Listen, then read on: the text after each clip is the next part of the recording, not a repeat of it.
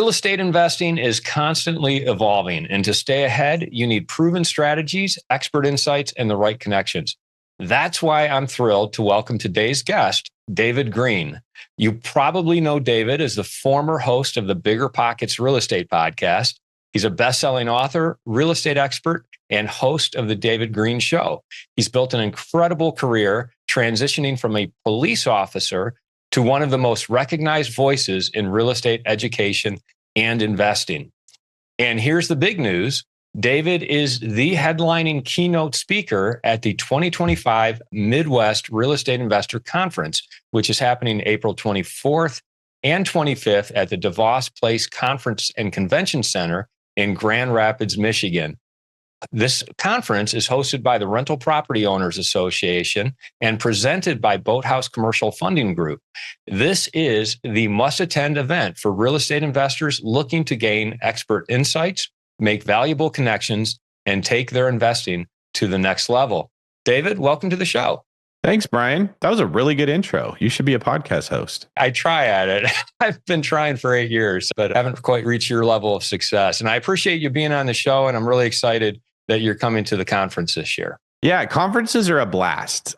There's something about the environment of a conference where information tends to sink in deeper.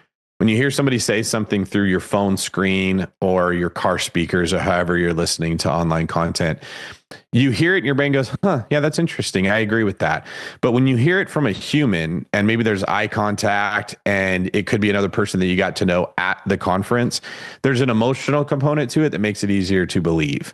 And so I think more people walk away from a conference saying, all right, I have clarity on what I want to do with the rest of my year, or at least the next step, than they get listening to a YouTube video, even though those can be more convenient. Yeah, absolutely. I couldn't agree more. I mean, I love conferences. I love being in person with other like-minded real estate investors.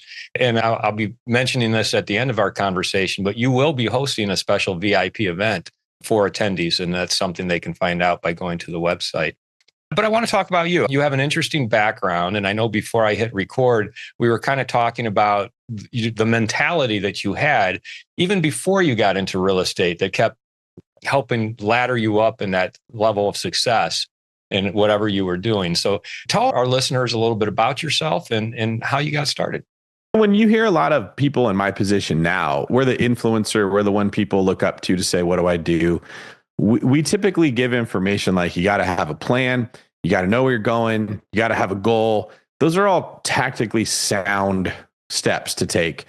But sometimes you need vision before you can have a plan. If you're sitting in a car and there's a bunch of fog and you don't know what's in front of you, you are not going to drive fast. Even if you've driven that road 100 times and you know in your mind what's there, if you can't see, you're going to feel hesitant.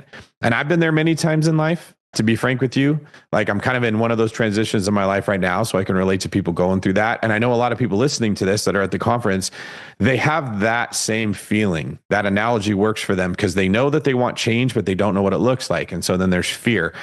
And all you can really do when you're in that place of fog is take the first step that you do know you're supposed to take, as far as your headlights can see.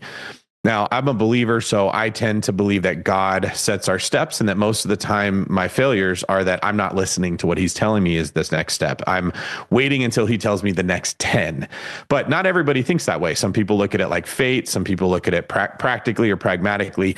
I think no matter what your perspective is on that, we can all agree the best thing to do when you don't know what to do is to take the first step. And that's really where my journey started. I had low self-esteem. I had a rough relationship with my dad. My dad had demons of his own that he was wrestling with, that when we're kids, we don't understand what's going on with their parents, right? We think they're superheroes. And so I had internalized a lot of things about myself that came from his struggles, where I just thought I wasn't worth much, or I wasn't ever going to be good at anything. But there was a little something in me that would say, hey, if all you're going to be is a ditch digger, you can still be the best ditch digger on the entire crew. If all you're going to do is move boxes in a warehouse, you can still move the boxes faster than everyone else. Like, there's something you can do in whatever position in life you don't like that is empowering. And I think when we do achieve excellence, when we are using whatever skills we have mentally, physically, verbally, emotionally, we all have different gifts. There's a joy that comes out of life that you cannot get, even if you are super wealthy, you own all the real estate in the east of the Mississippi. When you don't like yourself, when you're not using your gifts, it's really tough to be happy. And I think a lot of people get into real estate because they think that the money is going to make them happy. And then what happens is the money just amplifies who they are, and they don't like who they are, and they're in the same problem. So what I did to get to where I am was really just, what's the step in front of me? What do I have to do to be the best at that thing? And what do I need to let go of? This is another important part that I don't think is talked about often. What's stopping me from achieving that goal? So if you want to be the best person in your CrossFit workout place, are you eating the best foods? Because if you're eating junk food, you're not going to have a good workout. If you want to be the best person in your jiu-jitsu class, are you getting there early and stretching? Like, what's stopping you from being good at it?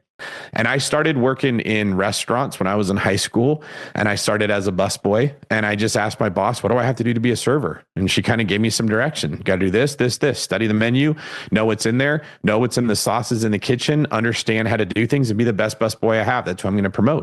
And I said, okay, well, what does it take to be the best busboy? Get the tables clean faster than everybody else, help the servers when they need something, help have a great customer service with the guests, and follow the direction of whoever steps up to be your mentor. And sure enough, Brian, the servers that were there, they were all quite a bit older than me. They loved that I was helping them with their side work at the end of the night. They loved that I was helping them with their tables. I'd say, hey, can you show me how to do this thing so I could do more of their job for them? Now, the other busboys, they looked at that like I was stupid for doing a job I wasn't paid to do. That's how they saw it. Like, why would you help a server? That's their job. I don't want to do something more than is my job. But I looked at it like, well, the more I help a server, the more I learn what a server does, the quicker I'm going to become a server. And that's exactly what happened.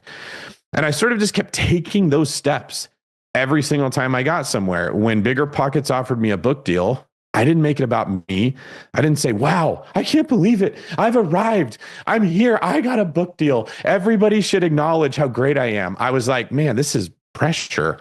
How do you write a good book? What goes into writing a book? I don't want it to suck. And so I asked a lot of questions, and I read other books, and I tried to kind of dive into what makes a book good and what makes a book not good and what should be in this book. And I didn't just get a book deal. I learned how to write a book. And that's why I got like 8 more books, as opposed to the people you hear about that write a book and they're done. They're like, I was too hard. I don't want to do it anymore. And I bring this up because I think that's what sort of set me apart from the people that got into real estate investing because they had a family member that showed it to them, or they just caught a good break. Like, I'm sure I caught plenty of breaks along the way, but I caught so many breaks, I think, because people looked at me and they said, I like that kid. When I became a real estate agent, I found the top agent in the office, and I heard her complaining that she hates putting out open house signs. Now, I don't know, Brian, if you've ever worked with real estate agents, but female real estate agents hate putting out open house signs more than almost anything else. If there's any of them listening to this, they are all giving me the praise hands, hallelujah. They hate it, right? And I just said, hey, I'll show up and I'll put them out for you. And she's like, what? I was still a police officer at the time. I was like, yeah, I don't have to clock in until 2:00. You're holding your open house at 11. I'll be there. I'll put out the signs. You tell me what street corners you want them on. When you're done with your open house, just leave them there. When I get off work at midnight, I'll stop by on my way home, pick them up, bring them at the office. I'll put them in the office. Most people would say, I don't want to go to the office and drop off signs at 1 a.m. It's late. I'm tired. I got to sleep. What I thought is, if I can help the top producer, she's going to help me. That's exactly what happened. She sat there and let me sit in her office, and I heard on the phone how you had difficult conversations, how you decided how to price a house, how to use the MLS, and how to interpret the data that was in the MLS. I got to learn from the mind that had sold hundreds and hundreds of homes before I ever sold one. And so my progression went faster. And I hear a lot of people that in this industry will kind of complain, there's no mentorship, nobody cares, it's really hard, they hold all the secrets, which there's a degree of truth to that.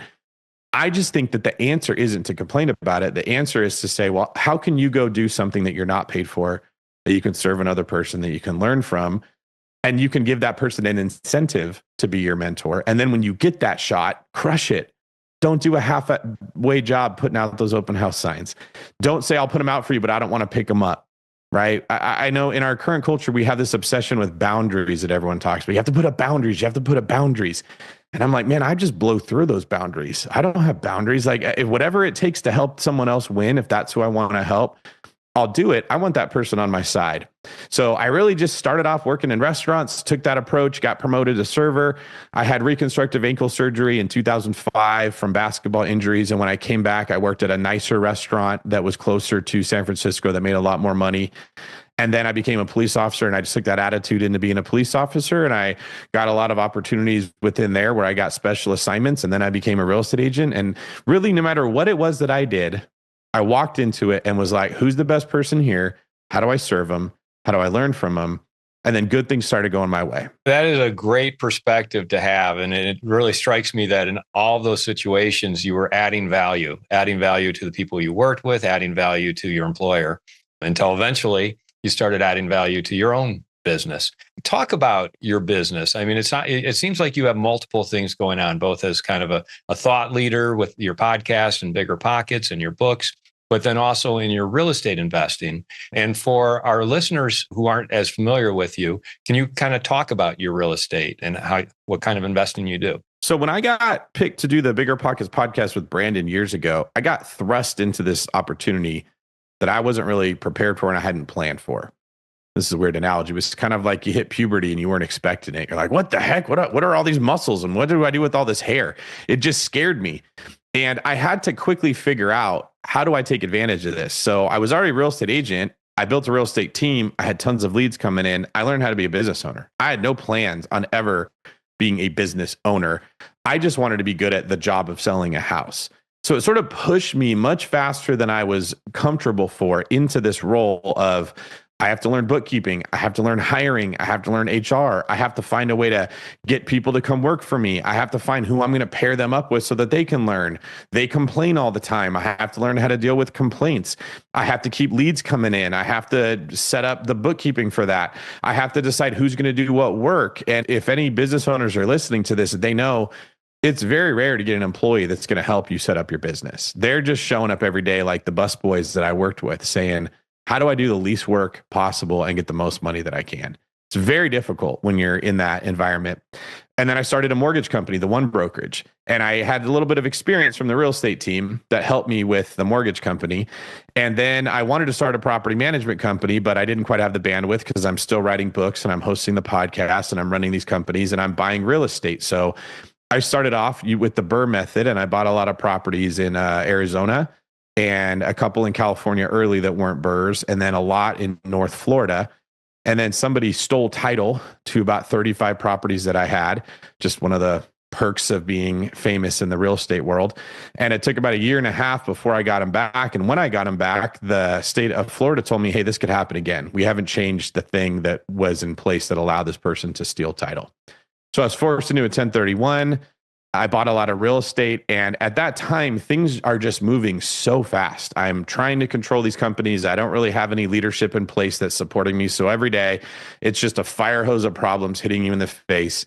And you're trying to sort through it all while keeping everyone happy. It's just, I mean, that phase of my life was kind of a blur, to be honest with you. Every day was like waking up, kind of like maybe like a boot camp. You just wake up and someone's yelling at you and you just do what they tell you to do for the entire day. You don't really know you didn't plan anything. That's what life was like back then until I could finally like try to get a little bit of a workout in and then go to bed. So I ended up with this big portfolio of property. I have short-term rentals, a bunch of cabins in the Smokies. I had bought some short-term rentals in like South Florida after I sold the ones in North Florida. I bought some more California properties.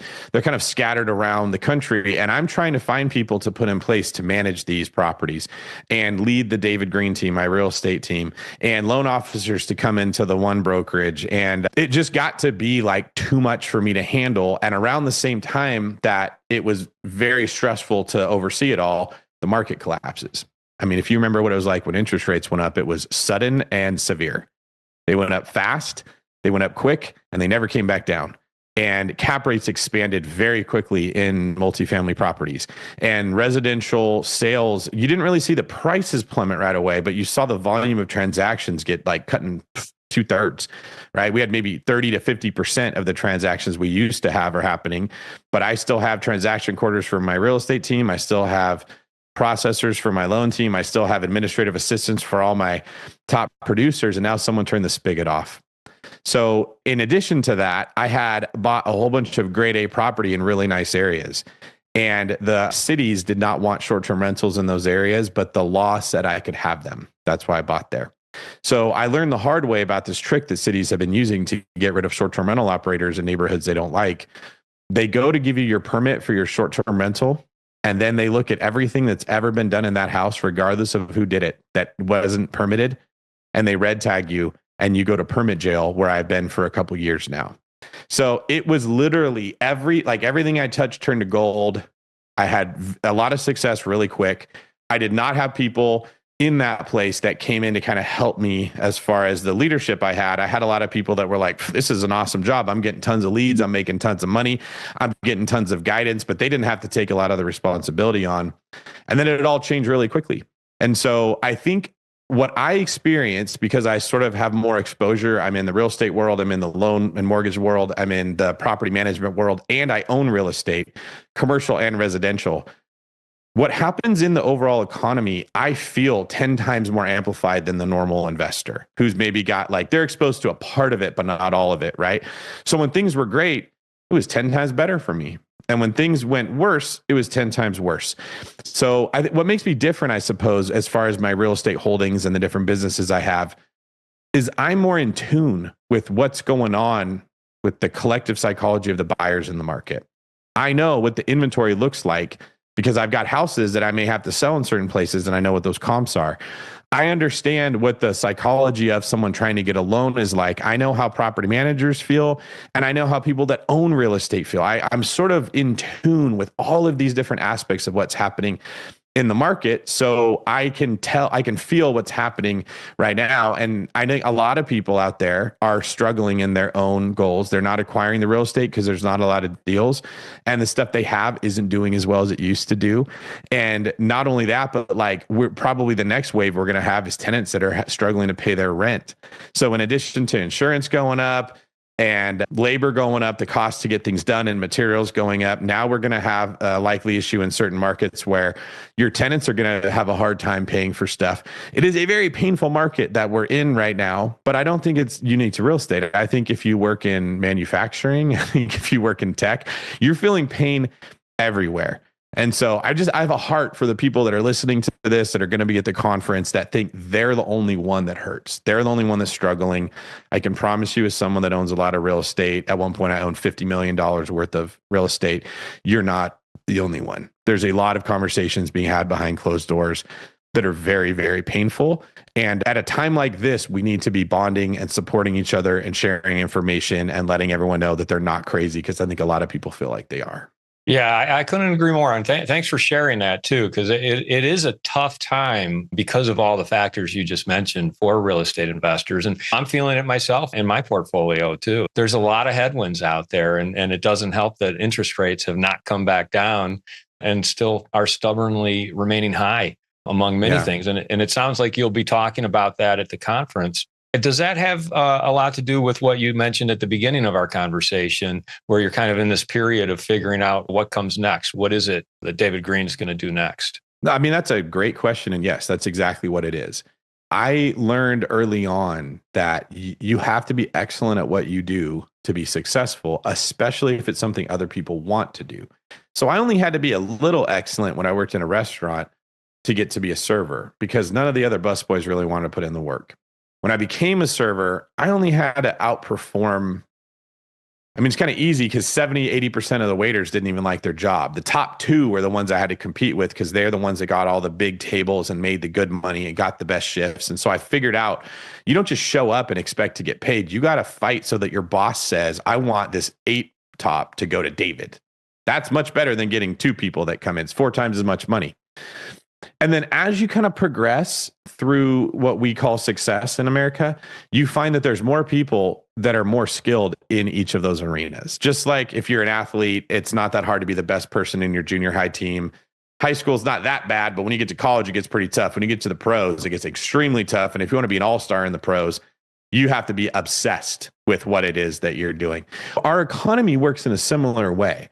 And I say this because when people listen to, here's how you can invest in real estate, it's always from someone giving you a cheerful attitude that wants to portray it with a rosy nature so that you sign up for their course or you pay for their program or you use their service or whatever, because we all feel good about the person who makes things look good. But that is not the reality of what's happening behind the scenes. It gets bloody and it gets cutthroat. And if you're not passionate about being good at whatever that thing is you're doing, property management or construction or finding deals or managing those deals when you have them, you're going to get eaten up by the people that are going after it really hard. So I still do love real estate and I love helping people be good stewards of their money. I love teaching financial ownership and I think people should own real estate. I'm 100% not against it, even though it's tough right now.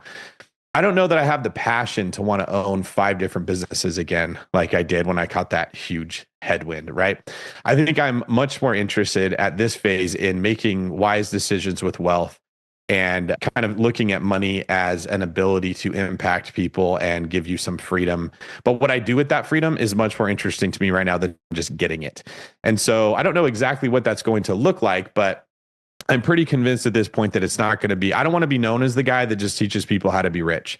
Because you and I both know people that have become very wealthy and it was not great for their character. It was maybe the worst thing that could have happened, right? You don't want to give a 16-year-old that's really immature the keys to the Ferrari sometimes. And when wealth comes quickly and people aren't prepared for it, they can turn into that 16-year-old that shouldn't have that car and makes bad decisions with it. So I'm still waiting to kind of hear what that's going to look like for me, but I know it's going to be much more focused on people as opposed to wealth. And if people are drawn to me because they want to build wealth or they like the perspective I have, so much the better. But it's going to be something bigger than just how to help people make money. Tell our listeners and our viewers, what can they expect when they come see you at the conference? I mean, what will you be bringing and discussing? I'm sort of known as the guy that keeps it real when it comes to this. So my new podcast is called The David Greene Show, but it's under the umbrella of Real Talk Real Estate. And the goal is just to tell people, if it's great, I'll tell you it's great. If it's not great, I'll tell you it's not great. I think what makes me unique in this space and where I can offer value that maybe other people can't is if you come to me and you say, hey, David, here's where I'm stuck. I am uncomfortable with being a millionaire. I don't think I deserve it. Or I'm nervous that if I'm successful, I'm going to become someone I don't like, but if I'm unsuccessful, I'm going to feel shame and guilt. Or I get nervous every time I have to talk to someone on the phone and have a difficult conversation, so I just avoid it and I play small. I love those conversations where someone doesn't just say, well, give me the blueprint, tell me what to do. I want you to come and tell me why you're not doing it. Like the things you only tell your best friend or you only tell your sibling kind of thing. I want the people at the conference that know that they could be good at part of this, but something's holding them back, to bring that to me and let me get to know them a little bit and offer them some advice of, like I said earlier, if you want to be the best CrossFit person, are you eating cheeseburgers and pizza before you work out? It's going to affect your ability to do it. Are you sabotaging yourself, usually subconsciously, from being the best version of you, which would lead to building the best portfolio that you can have? Now, you're going to be at the conference, and I really encourage people to come hear you speak because I think you bring an important message. But how would people find out more about you otherwise? So they can check me out at the David Greene Show on podcast. It's a podcast, so you can catch it on Spotify or Apple Podcasts or on YouTube. On YouTube, I also put out Mortgage Mondays where we talk about what's going on in the mortgage industry and the economy. But if somebody wants to connect with me personally, the best chance is just to send me a DM on Instagram. Let me know, like, if this resonated with you, if you appreciate this approach, if you know there's something that's holding you back or you're having trust issues or whatever the case would be. I love helping people at a deeper level than just, hey, do this thing and then buy my course and I'll tell you the rest. What's your favorite hack or app? You know what? There's an app I have called Intercom, where if you go to davidgreen24.com, there's like a little chat feature. Most people set that up to go to somebody in the Philippines that collects your information, and then that's an inside sales agent. You get put in this sales funnel, or eventually somebody contacts you. But mine goes directly to my cell phone. People don't know that. So I have people reaching out to ask questions, and they don't know that they're talking to me. They think that they're talking to a bot or AI or something. And like sometimes they'll just like argue with it, or they'll be disrespectful because they think you're talking to a computer, and I'll just play along with it the entire time.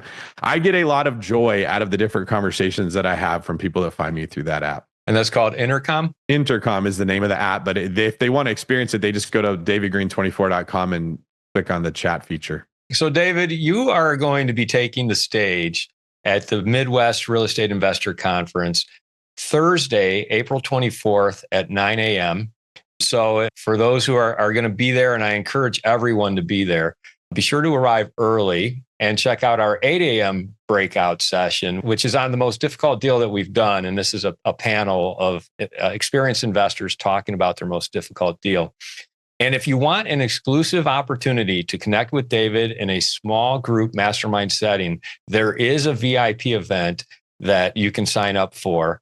And you can go to MidwestREIConference.com to find out more, get tickets to the conference, get tickets to the VIP event with David. I think it's going to be excellent. David, thanks so much for doing this podcast with me today.